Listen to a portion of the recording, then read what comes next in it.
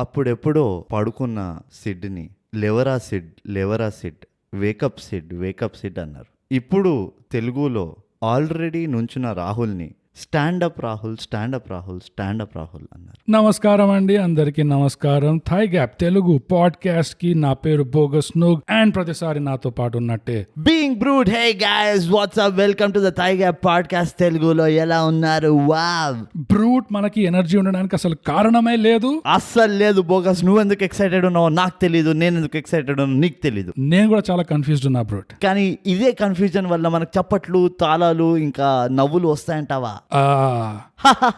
తప్పకుండా వస్తాయి. బోగస్, మొదలు పెట్టేసినాం మనం మన కొత్త ఎపిసోడ్ ని. ఈ ఎపిసోడ్ లో మనం రివ్యూ చేయబోయే మూవీ పేరు స్టాండ్ అప్ రాహుల్. ఈ మూవీ చూసిన తర్వాత వచ్చే ఎక్సైట్మెంట్ ఈ లెవెల్లో ఉంటుంది అనమాట. స్టాండప్ రాహుల్ అనే చిత్రము మీరు ఆహాలో చూడొచ్చు, ఓహో అనకుండా. బోగస్, మనము ఇవాళ ఎపిసోడ్ రికార్డింగ్ డీప్ గా వెళ్లే ముందర ఫస్ట్ మనం చేసుకునే పూజలు పునస్కారాలు కంప్లీట్ చేసుకుందాము. You mean the thigh gap segment? Thigh gap segment మన కొత్త సెగ్మెంట్ ఇది. Open bathroom with thigh gap. Actually open bathroom with TG. So మన ఈ సెగ్మెంట్ లో మనం బేసికలీ మన ఫ్యాన్స్ షౌట్ అవుట్లని ఒకసారి మనవి చేసుకుంటాము. ఈ వారం మనకు వచ్చిన top fan shout out Priya నుంచి. ప్రియా ఎక్కడ ఉంటుంది, ఏం చేస్తుంది మాకేం పెద్ద తెలియదు, కానీ ప్రియా రాసిన కావ్యం మీకు చెప్తాము. Hi guys, I just got into listening to your Telugu movie reviews. You guys are too funny. I'm laughing so much. Keep going and chapatlu. Wow. Thank you, Priya. మీ మెసేజ్ కోసం absolutely loved your message. Keep listening and keep sharing. Priya, first of all నువ్వు మా కోసం time తీసుకొని ఈ చిన్న కవిత్వం రాసినందుకు చాలా ధన్యవాదములు. ఇదే కాకుండా బోగస్, ప్రియా మనకి కొన్ని రికమెండేషన్స్ కూడా ఇచ్చింది. ఆ రికమెండేషన్స్ త్వరలో ఒక 6, 7, 8, 9 months లోపల మనం పూర్తి చేస్తాం ఆ రికమెండేషన్ ని.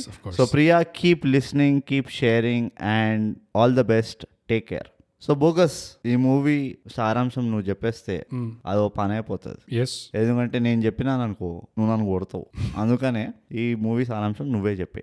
స్టాండప్ రాహుల్ సారాంశం అంటే ఇది Rahul Dandapani from Vizag. Shout out to all the Vizag fans boys. ఇవాళ రేపు చాలా వస్తున్నాయి వైజాగ్ నుంచి. అండ్ రాహుల్ కి బేసిక్ గా ఒక ప్రాబ్లం ఉంటుంది లైఫ్ లో. వాడికి పెద్ద మోటివేషన్ లాగా ఏమి ఉండదు, జాబ్ చేసే ఇంట్రెస్ట్ ఉండదు, కానీ వాళ్ళ అమ్మ ఒకటే ప్రెషర్ చేస్తుంటుంది. అండ్ రాహుల్ వాళ్ళ పేరెంట్స్ స్ప్లిట్ అయిపోతారు. బికాస్ ఫాదర్ ఏమో ఫిల్మ్ మేకర్, అంటే ఫెయిల్డ్ ఫిల్మ్ మేకర్. మదర్ ఏమో వచ్చి ఎయిర్ హోస్టెస్. డెఫినెట్ గా ఎయిర్ ఇండియానే. ఆమె టెంపరమెంట్, ఆమె మూడ్ ఎంత సున్నితంగా ఉంటుంది అంటే, చిరునవ్వు ఫేస్ మీద ఉంటుందంటే డెఫినెట్ గా ఈమె ఎయిర్ ఇండియా ఎయిర్ హోస్టెస్ అని నేను డిసైడ్ అయిపోయాను. వీళ్ళిద్దరు టెన్షన్ లో ఆ స్ట్రెయిన్డ్ పేరెంట్స్ స్ప్లిట్ అయిపోయారు కాబట్టి అదొక రాహుల్ మీద ఒక మెంటల్ బ్యాగేజ్ ఉంటుంది. బోగస్, సారాంశం చెప్పు. అవును, నేను కూడా అదే అనుకుంటున్నాను. సారాంశం చెప్పు. సో రాహుల్ హైదరాబాద్ కి వెళ్తాడు, శ్రేయాని కలుస్తాడు. Very good. నెక్స్ట్, ఇద్దరు ఒకటే ఆఫీస్ లో పనిచేస్తారు. వాళ్ళిద్దరు మధ్యలో అనవసరమైన రొమాంటిక్ టెన్షన్ నడుస్తుంటుంది. ఈ సినిమాలో పొటెన్షియల్ ఒక దగ్గర ఒకవైపు ఉంటే వీళ్ళు అవన్నీ ఆ తర్వాత వీళ్ళు కలుసుకుంటారా లేదా, రాహుల్ కి పెళ్లి చేసుకోవాలని ఉండదు, శ్రేయాకి పెళ్లి చేసుకోవాలని ఉంటుంది. అండ్ కాంప్రమైజ్ నా తేనా మేరా లివ్ ఇన్ లో ఉంటారు. దాని తర్వాత అయినా ఇప్పుడు పెళ్లి చేసుకోవాలా వద్దా అని చెప్పి టెన్షన్ నడుస్తుంది. దాంట్లోనే సినిమా అయిపోతాయి, పెళ్ళి అయిపోతుంది. అంతే సక్రమంగా జరిగింది బోగస్. ఐ డోంట్ థింక్ మనం ఎక్కడ తప్పు చేయలేదు. సారాంశం క్రిస్టల్ క్లియర్ గా అర్థమైపోతుంది. ఇప్పుడు మనం డెప్త్ లోకి వెళ్దాము. ఫాస్ట్ గా చెప్పినా లేట్ గా చెప్పినట్టు అనిపించింది. ఫాస్ట్ గా చెప్పినా తప్పు చెప్పినట్టు అనిపించింది. సో సారాంశం స్పాయిలర్స్ అయిపోయినాయి. మీకు పెద్దగా స్పాయిలర్ అనేది కూడా లేదు ఈ సినిమాలో. ఇది ఒక simple romantic drama.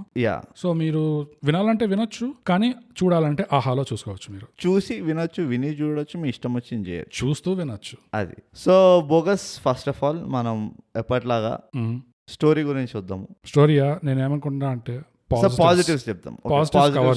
Positives cover చేద్దాం, ఎక్కువ టైం పట్టదు కాబట్టి మన దగ్గర. నా ఫస్ట్ పాజిటివ్ ఏంటంటే ఓవరాల్ స్టోరీ నాకు నచ్చింది. కొంచెం ఇంకా ఎక్స్ప్లెయిన్ చేయి ఓవరాల్ స్టోరీ. టైం ఇవ్వాలి. నువ్వు నీ ఉద్దేశం ఏంటో చెప్పు. ఇప్పుడు నువ్వు 3 గంటలు తీసుకున్నావు సారాంశం చెప్పనీకి. స్టోరీ ఏంటంటే, అది ఫస్ట్ ఆఫ్ ఆల్ ఇలాంటి స్టోరీ రాయడం అనేదే చాలా కొత్త. సో ఆ అటెంప్ట్ అండ్ ఇన్ఫాక్ట్ ఆ detailed way of story telling అంటారు చూడు, నీకు ఆ స్టోరీ కనబడుతుంది. ఏదో ఇట్లా ఏదో నడుస్తున్న స్టోరీ నామకే వాస్తే ఉందా అన్నట్టు కాకుండా నీకు లిటరల్ స్టోరీ కనబడుతుంది. ఎందుకు కనబడుతుందో కూడా చెప్తా. స్క్రీన్ ప్లే కొంచెం దెబ్బతీయడం వల్ల స్టోరీ నీకు ఇంకా ఎక్కువ కనబడుతుండే. సో నువ్వు స్టోరీని అంటే అట్లీస్ట్ నాకైతే అట్లా అనిపించింది, నేను స్టోరీని అల్లుకుంటూ వెళ్తుండే. ఓహో ఇది స్టోరీ స్క్రీన్ ప్లే నాకు పెద్దగా చెప్తలేదు కానీ ఓకే అని.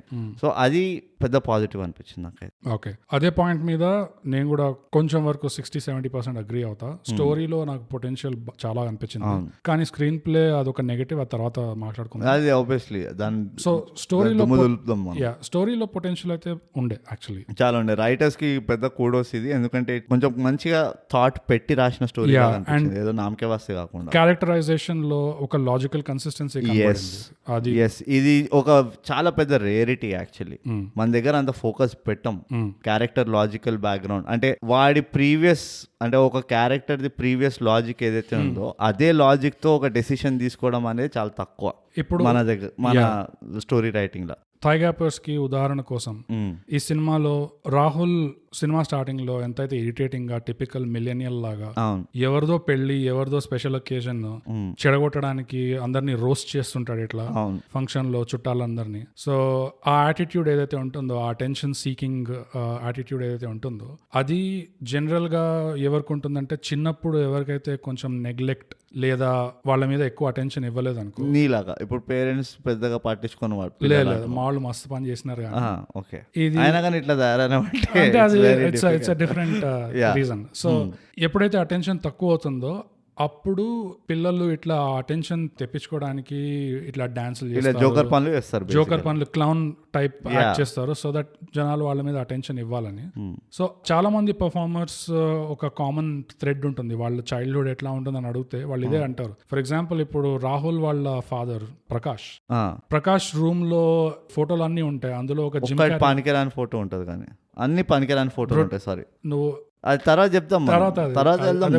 కానీ నాకు ఇట్లా రగులుతుంది నా రథం. Okay control.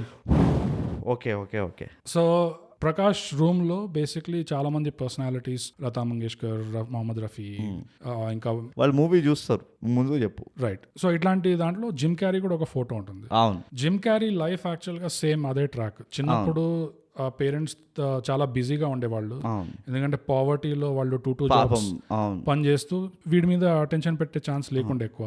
సో ఆ అటెన్షన్ వాడికి చెప్పు. అదే అంటే వాళ్ళ పేరెంట్స్ జిమ్ క్యారీకి అప్పుడు ఎవరు చెప్పలే డ్రీమ్ బడా అవుతా అకేలా అని, లేకపోతే వాడు కూడా ఇట్లా అందరి దగ్గర రిక్షా వాడి దగ్గర వాడి వీడి దగ్గర హెల్ప్ తీసుకునేటోడు జిమ్ క్యారీ.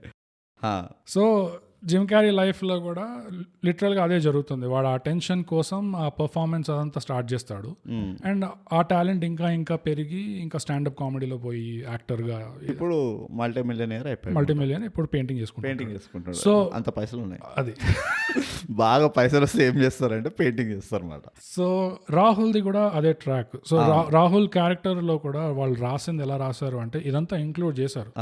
ఇలాంటి సందర్భాలలో పెరిగే పిల్లలది ఎలా మెంటాలిటీ అవుతుంది అంటే ఇలానే అటెన్షన్ కోసం క్రేవ్ చేసి ఏదైనా పిచ్చి పిచ్చి పనులు చేస్తారు. ఆ సేమ్ థింగ్ వాడిని స్టాండప్ దగ్గరికి తీసుకెళ్తుంది. వాడికి ఆ స్టేజ్ కావాలి, వాడికి ఆ జనాల ముందు పర్ఫార్మ్ చేసే అటెన్షన్ కావాలి, బేసిక్ అటెన్షన్ కావాలి. అందరు వాడిని చూసి వా చప్పట్లు కొట్టాలి, కానీ పాపం ఎవ్వరు కొట్టలేదు, అది మాత్రం అన్యాయం. సో అది ఆ లాజికల్ కన్సిస్టెన్సీకి ఒక ఉదాహరణ. వాళ్ళు సిచ్యువేషన్ సెటప్ బాగా చేశారు, దాంతో రిజల్ట్ అయ్యే క్యారెక్టర్స్ ఎలా గ్రో అవుతారు అది కూడా లాజికల్ గా ఉండే. సో అదొక పాజిటివ్, అండ్ అది స్టోరీ వర్కే, స్క్రీన్ ప్లే కాదు. నేను సహకరిస్తాను నీ అభిప్రాయాల పైన. ఇంకో పాజిటివ్ బ్రో నాకు సినిమాటోగ్రఫీ అనిపించింది, నీట్ గా ఉండే, అండ్ లైటింగ్ యాక్చువల్లీ చాలా సీన్స్ లో నాకు లైటింగ్ పర్టికులర్ గా నచ్చింది, వాళ్ళు ఎలా లైట్ చేశారు ఆ ఫ్రేమ్ ని.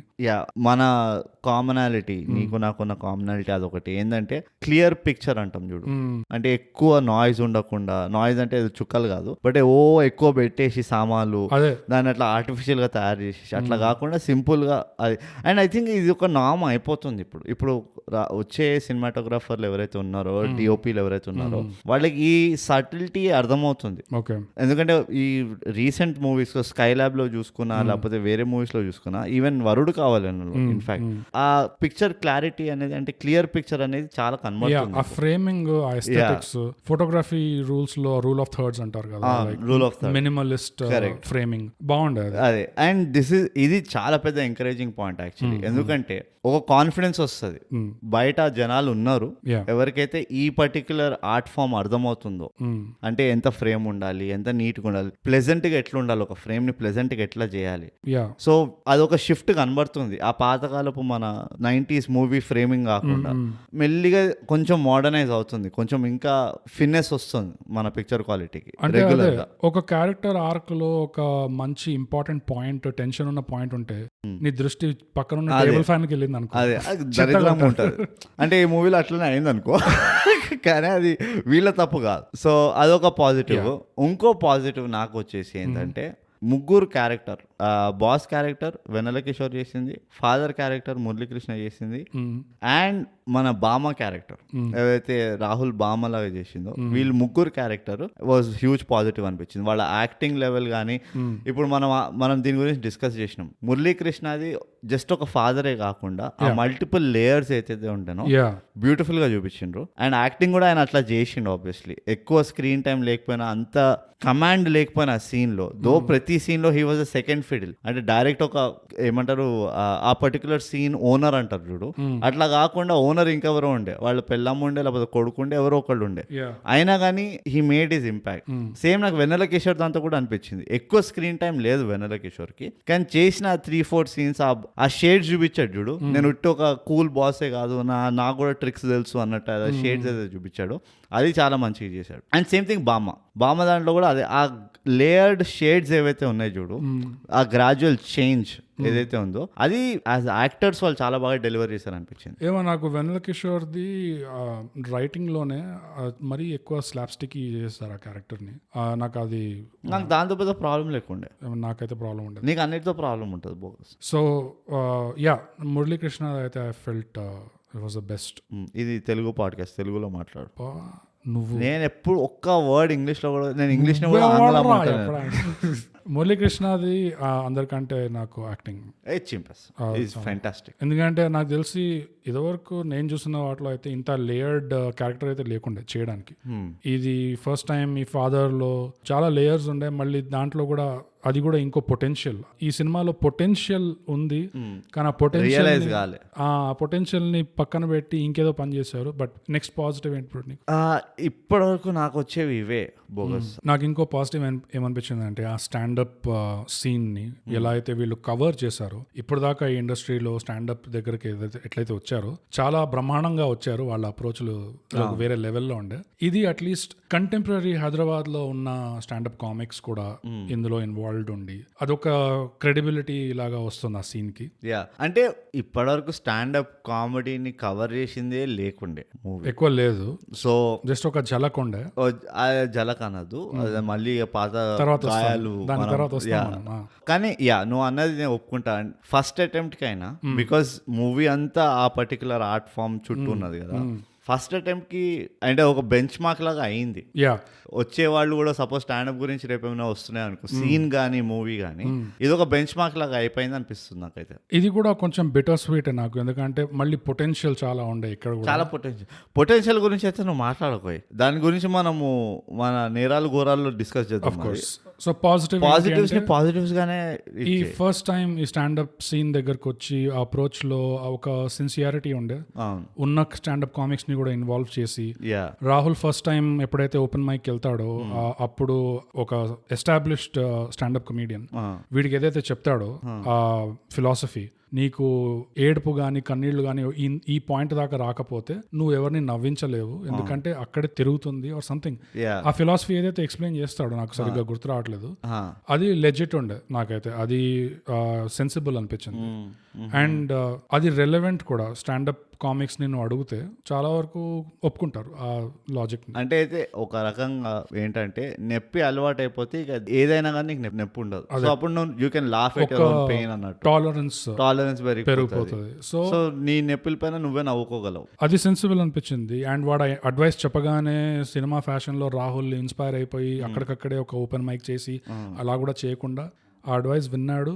అయినా టైం పట్టింది, యాంగ్జైటీ అయినా ఉండే వెళ్ళిపోయాడు, స్టాండ్ తీసుకోలేదు. సో అది ఇట్ వాజ్ పాజిటివ్ అనిపించింది ఆ సీక్వెన్స్. కరెక్ట్. అండ్ కొంచెం రియలిజం ఉండే, అదే నువ్వు అన్నట్టు రెస్పెక్ట్ఫుల్ గా ట్రీట్ చేసి మొత్తం కాన్సెప్ట్ ఏదో కర్దింగే అన్నట్టు కాకుండా ఈజీగా ఎంత ఈజీగా చేయొచ్చు అసలు. వాళ్ళని జస్ట్ జోకర్ గాళ్ళలాగా చూపించచ్చు. అట్లా కాకుండా ఆ రైటింగ్ కూడా కొంచెం అటెంప్ట్ చేశారు. ఆ స్టాండప్ బిట్స్ ఎవరైతే వాళ్ళు చేసినా రాహుల్ చేసినా ఎవరో కూర్చొని రాశారు అదంతా. కరెక్ట్. బట్ దాంట్లో కూడా వేరే నెగటివ్ ఉంది, బట్ పొటెన్షియల్ ఉంది. బట్ అంతే,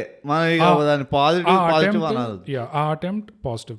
ఇప్పుడు బోగస్ మనము మన పాజిటివ్ కూడా ఉంది. ఏం ఒక్కలే నాకు ఆ పాజిటివ్స్. ఏంది పాజిటివ్? విఎఫ్ఎక్స్ లో విఆర్ సీక్వెన్స్ ఏదైతే చూపిస్తారో కదా, అంత డెప్త్ లో నేను చూడలే. ఓకే, సో బేసిక్ గా వెన్నెల కిషోర్ ఒక ఓపెన్ కన్స్ట్రక్షన్ ప్లాట్ లో ఈ హీరోయిన్ ని తీసుకెళ్లి ఇది ఇలా డిజైన్ అవుతుంది విఆర్ లో చూపిస్తా అని చెప్పి గాగల్స్ వేపిస్తాడు. సో అది మొత్తం యాక్చువల్ గా వాళ్ళు క్రియేట్ చేశారు, జనరేట్ చేశారు 3D మోడల్స్ అంతా flat the finished product the.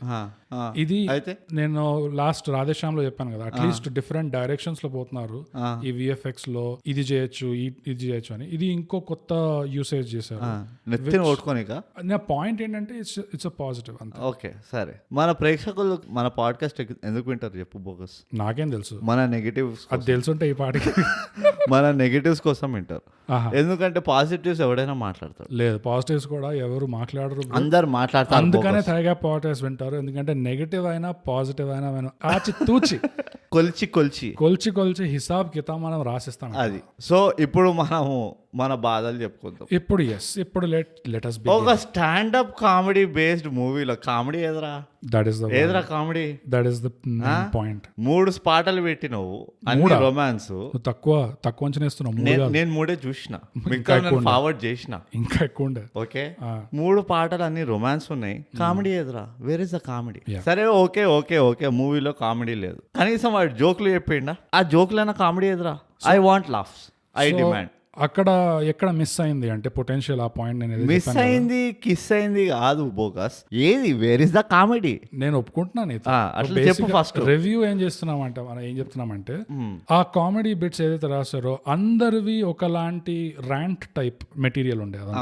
So తిట్టిండు, నా పెళ్ళం నంది తిట్టింది టైప్ ర్యాంట్ టైప్ మెటీరియల్ ఉండే, కానీ అంత లాఫ్స్, లెజిటిమేట్ లాఫ్స్ లేకుండే అంత. బట్ అట్లీస్ట్ చిన్న పాజిటివ్ ఏంటంటే ఒక అటెంప్ట్. పాజిటివ్స్ ఇక మనం డిస్కస్ చేయాలి. ఓకే, కామెడీ లేదు. సో నంబర్ 1, స్టేజ్ మీద ఆన్ స్టేజ్ కామెడీ లేకుండా నవ్వు రాలే, ఆఫ్ స్టేజ్ కూడా కామెడీ లేకుండా నాకు నవ్వు రాలే. అందుకని ఇది రొమాంటిక్ కామెడీ యాక్చువల్ గా కాదు. ఇట్స్ ఎ లై, ఇట్స్ ఎ మిత్. ఇది రొమాంటిక్ డ్రామా, ఇది రొమాంటిక్ డ్రామా. అందులో కూడా డ్రామా ఇద్దరే చేశారు, రొమాన్స్ వాళ్ళిద్దరే చేశారు. వీళ్ళు ఎట్లా అంటే పంచుకున్నారు, నువ్వు ఫీల్డింగ్ చేయి, నేను బ్యాటింగ్ చేస్తా, నేను బౌలింగ్ చేస్తా, అట్లా. మురళీకృష్ణ, వెన్నెల కిషోర్, వాళ్ళ మదర్, వీళ్ళంతా డ్రామా చేశారు. ఈ రాహుల్ ఇంకా పేరేముంటది హీరోయిన్ శ్రేయ, వీళ్ళిద్దరు రొమాన్స్ చేశారు. మిగతా మనం ఏం చేసామంటే ఉల్లు కొట్టుకున్నాం మనం. సో అది ఫస్ట్ ఆఫ్ ఆల్ నేను మొత్తం 2.5 గంటల ఎంతసేపు ఉండే మూవీ, 2:15 వాట్ ఎవర్ 2 గంటల పైన చూసినాము. తర్వాత నేను అడిగిన నా అంతరాత్మని ఏదిరా కామెడీ అని, నాకు ఎక్కడ దొరకలే. సో అది పెద్ద పంచాయతీ. రెండో పంచాయతీ నువ్వు చెప్పుకో. రెండోది ఏంటంటే story positive, screen play negative. ఎందుకు అన్నామంటే స్టోరీలో అంత బాగా క్యారెక్టర్ బేస్ సెటప్ చేసి, పేరెంట్స్ ది బాగా బేస్ సెటప్ చేశారు, హీరోది బాగా సెటప్ చేశారు, తీసుకెళ్లి ఆఫీస్ లో. యాక్చువల్లీ శ్రేయాది కూడా బాగా, యాక్చువల్లీ వాళ్ళ మదర్ తోటి మొత్తం డిస్కస్ చేస్తుండే బ్రేసెస్. శ్రేయ క్యారెక్టర్ ఆర్క్ లో కూడా చాలా పొటెన్షియల్ ఉండే, ఎందుకంటే శ్రేయ ఎప్పుడు అసలు వీడిని స్టాండప్ ఉంటుంది కానీ అదే స్టాండప్ చేయదు. దాని ఒక్క మాట అనడానికి ఆలస్యం చేస్తుంది. అండ్ ప్లస్ అది ఆఫీస్ లో ఏం బిగుతుందో ఎవరికి తెలీదు.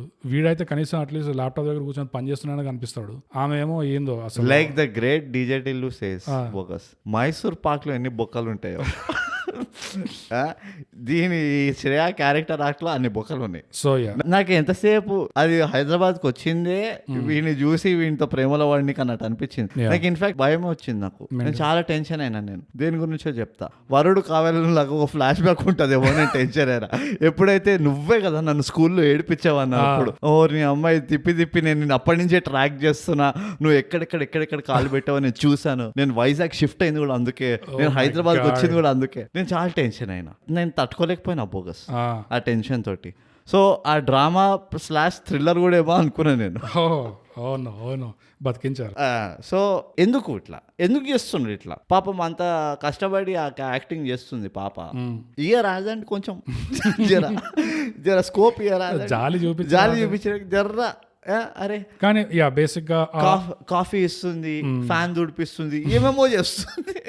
ఆమె ఏం చేస్తుంది నాకు తెలియదు, పని మాత్రం మస్తు చేస్తుంది, ఇస్తుంది. సారీ. సో ఆ క్యారెక్టర్ లో చాలా గ్యాప్స్ ఉండే అండ్ పొటెన్షియల్ ఎక్కడ ఉండే అంటే, రాహుల్ కి ఏమైతే ఇంపాక్ట్ ఉంటుందో వాళ్ళ పేరెంట్స్ రిలేషన్ వల్ల, అది ఎక్కువ డెప్త్ లో పోలేదు. అస్సలు పోలే. మురళీకృష్ణ క్యారెక్టర్ లో చాలా పొటెన్షియల్ ఉండే. ఎలా అంటే యాజ్ అ ఫాదర్ ఫిగర్ ఏదైతే అడ్వైస్ ఇస్తుంటాడో, ఇట్లా ప్యాషన్ ఫాలోగా, ఈ బుక్ చదువు ఆ బుక్ చదువు, ఇట్స్ ఆల్ ఫ్రీ ఫంతూష్. సో ఎలాగైతే ఇస్తుంటాడో, పొటెన్షియల్ ఎక్కడ ఉండే అంటే, మురళీకృష్ణ రాహుల్ కి యాంగ్జైటీ ఎందుకు ఉంది స్టాండప్ దగ్గర, ఎందుకు ఆ యాంగ్జైటీ ఎందుకు ఉంటుంది అంటే, ఏ పర్ఫార్మెన్స్ లో పోయినా ఇది ఫెయిల్ అయితే ఎట్లా, ఇది ఫెయిల్ అయితే ఏంటి, అది ఘోరంగా ఉంటుంది, అవమాన పాలవుతామా, ఏమంటావు, బతుకు బస్ స్టాండ్ అవుతుంది మంది, చాలా ఎంబారసింగ్ ఉంటుంది. సో అదంతా ఆలోచిస్తాం. కానీ రాహుల్ కి లిటరల్లీ ఒక ఫెయిల్డ్ ఎగ్జాంపుల్ ఉన్నాడు. లైక్ ఇమాజిన్ చేసుకో, నువ్వు నీ డ్రీమ్స్ ప్యాషన్స్ ఫాలో అవుతున్న జర్నీలో నువ్వు బయలుదేరబోతుంటే నీకు టాటా చెప్పేది ఎవరు? ఒక ఫెయిల్డ్ ఎగ్జాంపుల్. సో ఆ పొటెన్షియల్ చాలా ఉండే అక్కడ. కానీ రాహుల్ అంత తెలియగలవాడు కాదు గౌతమ్ లాగా. సో ఈ టిప్స్ రాహుల్ కి ఈ ట్రిక్స్ టిప్స్ అన్ని తెలియవు అంత ముద్దుగా. ఇట్లా వచ్చి పచ్చకడ కొట్టి చెప్తే, అరే నేనేరా నీకు ఎగ్జాంపుల్, నేనేరా నీ మోటివేషన్ అని చెప్పే వరకు రాహుల్ కి బలి బెలగదు. బ్రూట్ ఒక ఫిజికల్ ఎగ్జామ్ ఉండే, ఒక రిటర్న్ ఎగ్జామ్ ఉండే.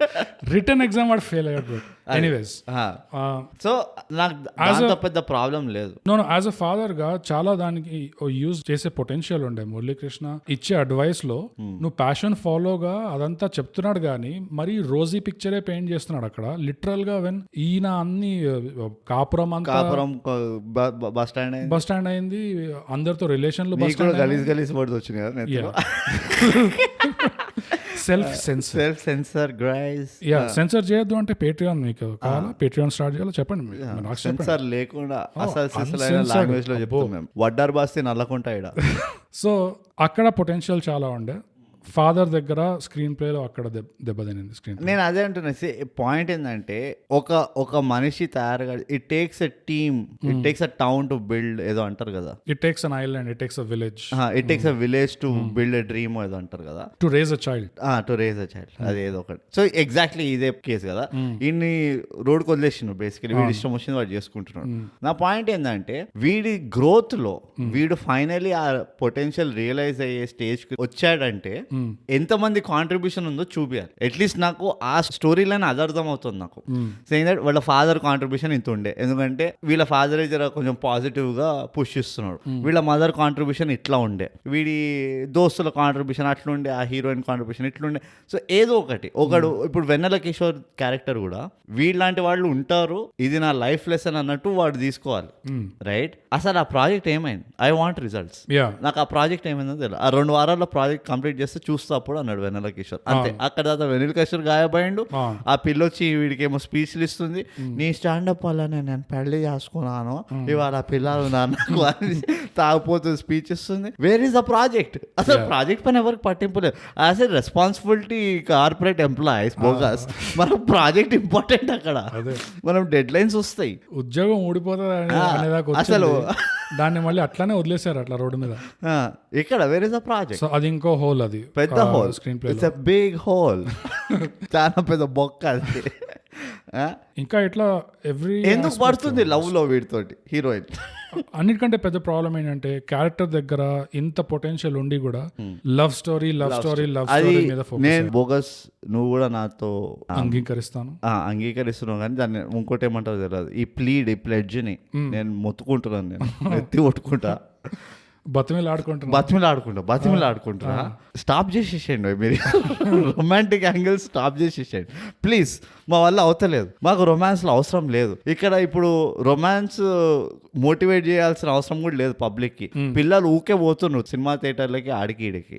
పిల్లల దగ్గర చాలా పైసలు వచ్చేసినాయి ఈ మధ్య, they can afford romance. So ఇది ఎందుకు అయింది అంటే మా దగ్గర ఉన్న థై గ్యాప్ థియరీ ఏంటంటే, ఈ సినిమా ఆహా ఎక్స్క్లూజివ్ రిలీజ్, ఇది ఓటీటీలోనే రిలీజ్ అవుతుంది, ఆహాలోనే రిలీజ్ అవుతుంది, అంటే థియేటర్ రిలీజ్. ఎన్నేళ్లలో మీరు 20 years తర్వాత కూడా ఆహా అనుకుంటే ఇది అక్కడే ఉంటుంది, ఎక్కడ పోదు. అంటే డిఫరెన్స్ తేడా ఎక్కడ వస్తుందంటే, ఇప్పుడు నెట్ఫ్లిక్స్ లో కానీ హాట్స్టార్ లో కానీ వాళ్ళు ఏదైనా సినిమాలు యాడ్ చేసుకుంటే అది కొంతకాలం వరకే వాళ్ళ లైబ్రరీలో ఉంటుంది, తర్వాత పోతుంది. కానీ ఇది ఆహా ఎక్స్క్లూజివ్ కాబట్టి ఇది ఎక్కడ పోదు, ఎక్కడికి పోదు. టేప్ కూడా అరగదు, అన్నిసార్లు చూడొచ్చు మీరు, ఆ ప్రాబ్లం కూడా లేదు. అదే. సో మాకేమనిపించింది అంటే, ఇది ఇలా రిలీజ్ చేస్తే, ఓటీటీలో రిలీజ్ చేస్తే, దీనికి ఆ రొమాంటిక్, ఆ లవ్ స్టోరీ ప్రెషర్ పెట్టే అవసరం ఏమొచ్చింది? అవును, ఎందుకు మీరు అక్కడ ప్రాజెక్ట్ కంప్లీట్ చేయలేదు, కానీ ఈ లవ్ యాంగిల్ మాత్రం మీకు ఇంపార్టెంట్ అని.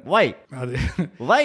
ఎందుకంటే మీరు మీ ఆడియన్స్ ని అర్థం చేసుకోండి, మా మనోభావాలు ఏంటి. ప్రాజెక్ట్ డెడ్ లైన్ 2 weeks లో ప్రాజెక్ట్ అవ్వలేదంటే ఎంత టెన్షన్ ఉంటుంది. ఇది ఆ స్టాండప్కి వెళ్ళి యాంగ్జైటీ కంటే ఎక్కువ ఉంటుంది ఈ టెన్షన్. ఈ సినిమా తీసిన బడ్జెట్ అయినా కానీ, ఈ సినిమాలో ఉన్న స్టోరీ అయినా కానీ, పెద్ద డామ్ డిష్ టూష్ ఫైట్లు లేవు. అవును, మాస్ కమర్షియల్ సినిమా కాదు, ఒకటి తక్కువ ఉండే ఆ ఫైట్ ఉండడం ఒకటి తక్కువ ఉండే. ఐ మీన్ నా ఉద్దేశం ఏంటంటే, మాస్ కమర్షియల్ సినిమాగా తీసిన వాళ్ళకు ఒక ఎక్స్పెక్టేషన్ ఉండొచ్చు, మాకు పైసలు రావాలి, రిటర్న్స్ రావాలి అని. ఈ సినిమా ఒక simple sweetish type romantic comedy లాగా తీద్దాం అనుకున్నారు. సో అంత బ్లాక్ బస్టర్ రిటర్న్ ఎక్స్పెక్టేషన్స్ కూడా ఉండకూడదు ఇలాంటి స్టోరీకి అన్నప్పుడు, ఆ లవ్ స్టోరీకి పుష్ చేయాల్సిన అవసరం ఏంటి? ఎలాగో ఓటీటీలో రిలీజ్ లవ్ స్టోరీ పెట్టండి, అంతెందుకు వద్దు మాకు 4 పాటలు వద్దు, 4-5 పాటలు ఎవరినెత్తిని కొట్టుకోనికి. వీళ్ళు రొమాన్స్ ఆడేటప్పుడు కూడా అదే రొమాంటిక్ పాటలు, ఇద్దరు బ్రేకప్ అయినా ఒకరికొకరు దొంగ చూపులు చూసుకోవడము, తర్వాత లివ్ ఇన్ స్టార్ట్ అయిపోయినా కూడా ఒకటే ఇంట్లో ఉంటున్నారు, అయినా మళ్ళీ అదే రొమాంటిక్ పాట, అదే దొంగ చూపులు. అరే కొంచెమైనా మార్పు ఉండదా లివ్ ఇన్ కి ముందు, లివ్ ఇన్ తర్వాత రొమాన్స్ లో? నాకు తెలియదు, నేను అవన్నీ చేయలేదు అంటే నువ్వు అడుగుతున్నావు అనుకున్నాను. బేసిక్ గా ఆ లవ్ స్టోరీ మీద ఎక్కువ ఫోకస్ అయిపోయి, అది మన ప్రాబ్లం. అది మేము ఇది ముందర కూడా చెప్పినాం. దానివల్ల అక్కడ ఉన్న పొటెన్షియల్ అంతా వేస్ట్. మీరు స్క్రీన్ టైం వేస్ట్ చేసిండ్రు.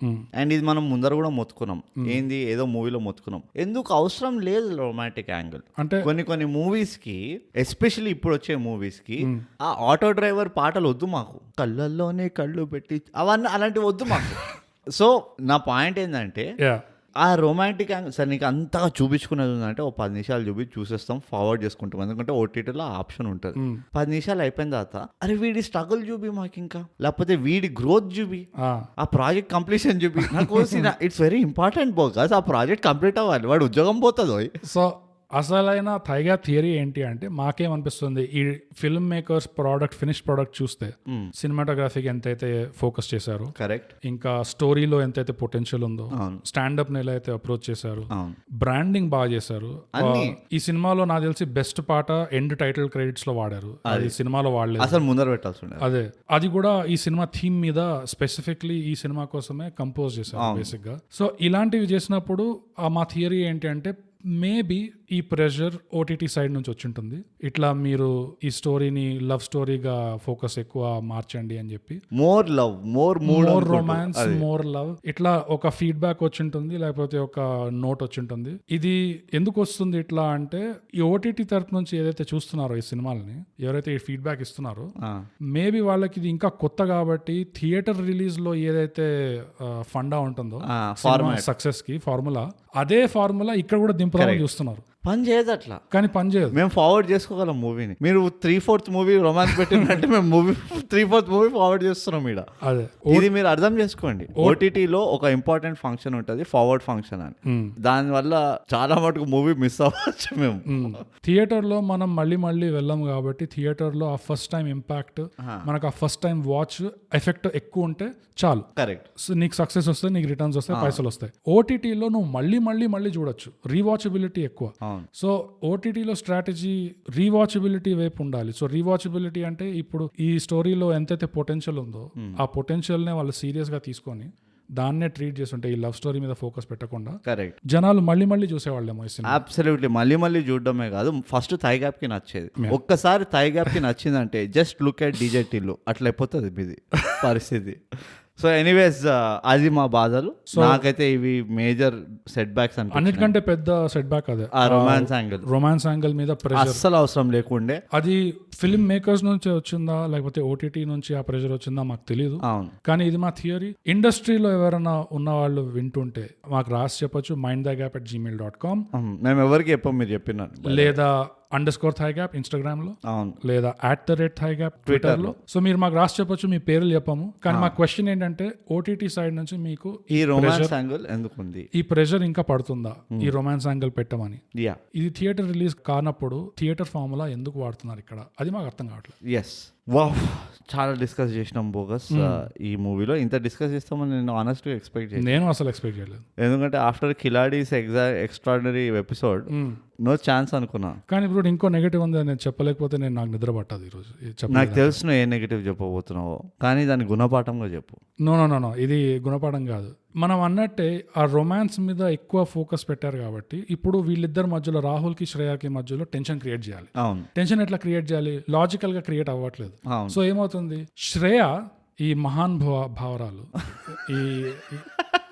ఈ దిగొచ్చిన ఆణిముత్యం, ఈ మేడం గారు ఏం చేస్తారంటే ఒకరితో లివ్ ఇన్ లో దూరి వైజాగ్ లో ఉన్న వాళ్ళ పేరెంట్స్ కి ఈ ఇంటి అడ్రస్ ఇస్తుంది. నేను ఇక్కడ ఉంటున్నా హైదరాబాద్ లో అని చెప్పేసి ఒకరితో లివ్ ఇన్ లో ఉన్న అడ్రస్ ఇస్తుంది. ఎలాంటి అమ్మాయి, అయ్య ముందు నాకు ఈ పెళ్లి ఇష్టం లేదు నాన్న అని చెప్పడానికి భయపడే అమ్మాయి బెబ్బే అనే శ్రేయ వచ్చి లివ్ ఇన్ అడ్రస్ ఇచ్చేస్తుంది. ఏమవుతుంది, అమ్మా నాన్నలు వచ్చి పెళ్లి చూపులు పెడతారు. అంతే, ఇంటికి వచ్చేసి పెళ్లి చూపులు పెడతారు. వీడెవడు ఇక్కడ, వీడేం చేస్తున్నాడు ఇక్కడ అంటే, ఓ వీడు పనివాడు కాదు, వీడు నా ఫ్రెండ్ హస్బెండ్ అంటే, ఓకే నీ ఫ్రెండ్ హస్బెండ్ నీ ఇంట్లో ఏం చేస్తున్నాడు, అదే ఒక క్వశ్చన్. అది వాళ్ళు అడగలేదు. అసలు నీ ఫ్రెండ్ వీడి ఇక్కడ ఉన్నాడు. అదే హైలైట్ ఏంటంటే బ్రో, పెళ్లి కొడుకు వస్తాడు లోపలికి, ద కూల్ పెళ్లి కొడుకు, మెచ్యూర్, వచ్చి ఒక కార్నర్ లో చూస్తాడు. స్టాండప్ ఏదో ఉంటుంది, లైట్ ఉంటుంది, నియాన్ లైట్ ఉంటుంది, మైక్ ఉంటుంది. హే పొద్దునే లైట్ ఆన్ కూడా, అదే పొద్దునే, హే నీకు స్టాండప్ కామెడీ అంటే ఇంట్రెస్టా అంటే తలవుతుంది. సో నాకు తెలిసి వీడు ఒక 1 minute మనకు వచ్చి బ్యాక్ వద్దాం, 2 steps బ్యాక్ వచ్చి, ఈ ఇంట్లో వీడున్న ఫ్రెండ్ హస్బెండ్, నీ మూల స్టాండప్ కామెడీ అని ఒక మైక్ ఉంది, నీకు స్టాండప్ లో ఇంట్రెస్ట్ లేదు.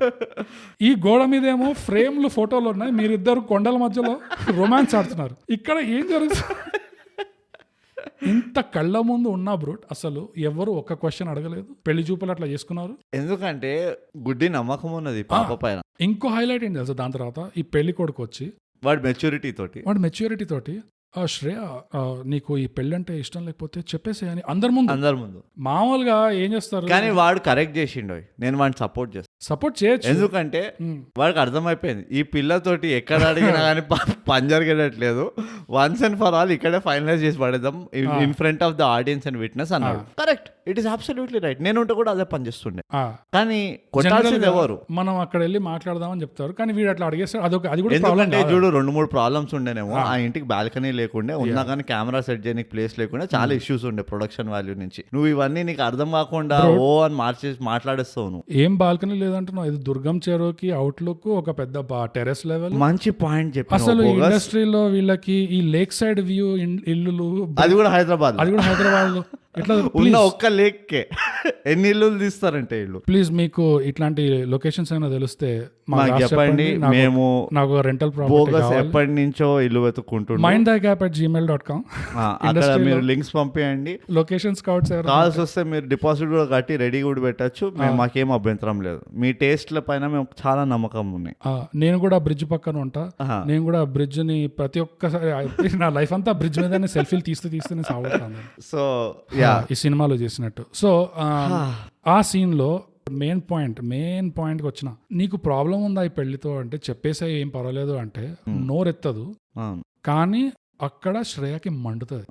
రాహుల్ స్టాండప్, రాహుల్ నువ్వెందుకు స్టాండప్ చేయట్లేదు, నువ్వెందుకు వచ్చింది నా అయ్యా నన్ను ఒక డైరెక్ట్ క్వశ్చన్ అడుగుతున్నాడు రాహుల్, నువ్వెందుకు వచ్చి ఆన్సర్ చేయట్లేదు అని శ్రేయకి మండిపోతుంది అనమాట. ఆ లాజిక్, ఆ పర్టికులర్ సీన్ లో శ్రేయ సింగిల్ హ్యాండెడ్ గా అందరి boy friend girl friend represent చేసేసి అంతే స్టీరియో టైప్ చేసేసింది. ఎందుకు ఇట్లా బిహేవ్ చేస్తారా మరి వీ డోంట్ నో. ఆ తర్వాత ఈ అమ్మగారు అలగడం ఒకటి, వీడు ఒప్పుకోవడం కూడా, ఒక పాట ఒకటి, ఆ దరిద్రం చూడడానికి ఒక పాట. అసలు అది ఆన్సర్ చేయాల్సింది, వీడెందుకు ఆన్సర్ చేయలేదు ఇది అడుగుతుంది.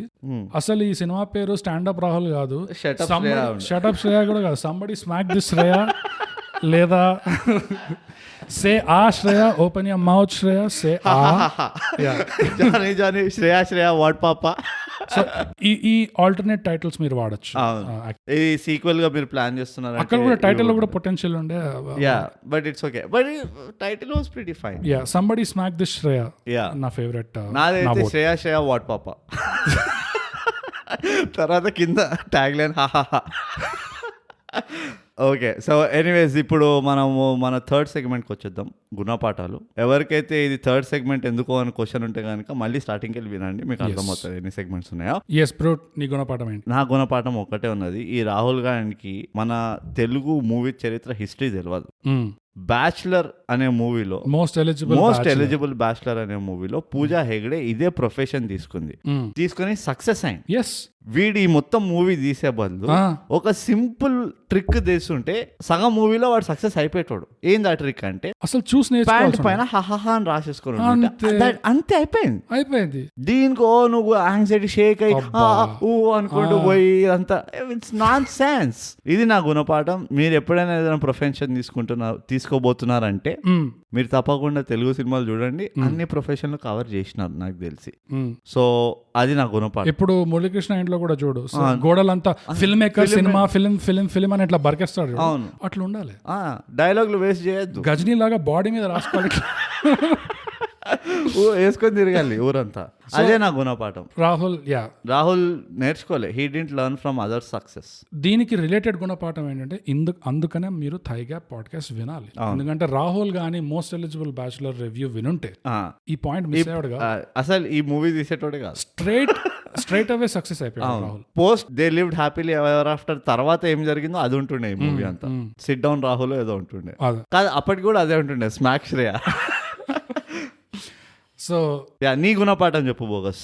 నా గుణపాఠం వచ్చేసి ఈ సినిమాలో ప్రకాష్ అంటే Rahul father played by Muralikrishna, అసలు ఫెయిలియర్ రీజన్ ఏంటో వాళ్ళు చెప్పలేదు, కానీ మనం చాలా అస్ట్యూట్ రివ్యూవర్స్ కాబట్టి మేము కనబెట్టేసాం. ఇట్లా థై గ్యాపర్స్ రెగ్యులర్ గా థై గ్యాప్ పాడ్కాస్ట్ వినేవాళ్ళు ఈ లాజిక్ ఫాలో అవ్వండి. ఇప్పుడు రాహుల్ ఎక్కడి నుంచి వస్తాడు? వైజాగ్. రాహుల్ వాళ్ళ ఫాదర్ ఎక్కడి నుంచి వస్తాడు? వైజాగ్. రాహుల్ వాళ్ళ ఫాదర్ పేరు ఏంటి? ప్రకాష్ ఇంట్లో రూమ్ లో గోడల మీద ఏముంటుంది? Photo frames. ఎవరి ఫోటో ఫ్రేమ్స్? ఆ జిమ్ క్యారీవి, స్టీవ్ మార్టిన్వి, వీళ్ళవి. వైజాగ్ నుంచి వచ్చిన ప్రకాష్ రూమ్ లో గోడ మీద ఫోటోలు ఉన్నాయి, కానీ అవి ఎవరో ర్యాండమ్ గాళ్ళ ఫోటోలు, అందరు ఫేమస్ గాళ్ళ ఫోటోలు ఉన్నాయి, కానీ ఒక్క ఫోటో మిస్ అయింది బ్రూట్. అదేంటంటే Prakash Raj photo. That's it. అసలు కల్చరల్ సెంటిమెంట్స్ గురించి మీరు సెన్సిటివిటీస్ గురించి ఆలోచించకపోతే ఇట్లానే ఫెయిల్యూర్ గా అవుతారు. అదే మురళీకృష్ణ ప్రకాష్ జస్ట్ ఒక్కటే ఫోటో, అన్ని ఫోటోలు పెట్టే బదులు, అంత పైసలు ఖర్చు చేసే బదులు ఒక్క ప్రకాష్ రాజ్ ఇట్లా middle of the walking pose full frame photo పెట్టుంటే అసలు రాహుల్ కి ఇంత కష్టపడాల్సిన నేషనల్ అవార్డు కాదు, ఫిల్మ్ ఫేర్ అవార్డు వచ్చేది. అంటే పైసలు. అది సో అది అసలు ప్రకాష్ చేసిన తప్పు ఇది. వైజాగ్ నుంచి వైజాగ్ లో పుట్టాడు, పెరిగాడు, పేరు కూడా ప్రకాష్ అని పెట్టారు, అయినా వాడికి హింట్ రాలేదు. అది వాడు పెద్ద గుణపాఠం. అది వాళ్ళు ప్రకాష్ రాజ్ ఫోటో పెట్టుకోలేదు. కొత్త థై గ్యాపర్స్ ఎవరైనా కన్ఫ్యూజ్డ్ గా ఉంటే మీరు అర్జెంట్ గా వైజాగ్ బేస్డ్ రివ్యూస్ గల్లీ రౌడీ మహాసముద్రం వినండి, మీకు అర్థమైపోతుంది. వైజాగ్ లో తరతరాలుగా నెలలుగా పుట్టిన ట్రెడిషన్ ప్రకాష్ ఫాలో చేయలేదు. అదే వాడి తప్పు, అందుకని వాడు ఫెయిల్ అయ్యాడు. అది సో బోగస్. దీంతో మనం ఫైనల్ సెగ్మెంట్ కి వద్దాం. రేటింగ్. మన రేటింగ్ దేంట్లో ఇస్తామా ఈసారి?